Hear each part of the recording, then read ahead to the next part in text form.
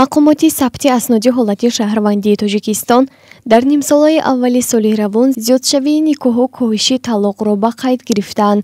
ҳолатҳои талоқ дар Тоҷикистон дар давоми нимсолаи аввали соли равон 26% кам шудаанд, иттилоъ додааст Вазорати Адлияи Ҷумҳурӣ Музаффар Ашуриён.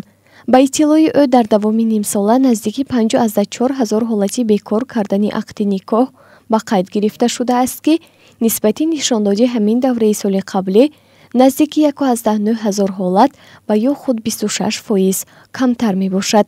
вазир гуфтааст, дар коҳиши талоқ нақши кормандони мақомоти адлия низ ҳаст, чун корҳои таблиғотӣ барои ҷилвагарӣ аз пошхӯрии оилаҳоро пеш мебаранд.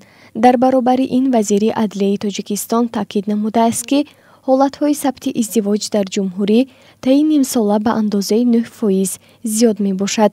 мақомоти сабти асноди ҳолати шаҳрвандии Тоҷикистон таи ин муддат аз 32,8 000 ҳолати никоҳро ба қайд гирифтанд, ки ин нисбат ба ҳамин давраи соли гузашта 2,6 000 адад зиёд мебошад. дар нишаст қайд карда шуд, ки ҳолатҳои сабти таваллуд низ дар ҷумҳурӣ таи нимсолаи аввали соли равон ба андозаи 3% коҳиш ёфта ба зиёда аз 108 000 ҳолат баробар шудааст.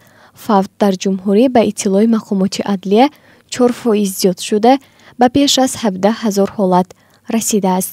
дар ин бора Спутник Тоҷикистон иттилоъ медиҳад.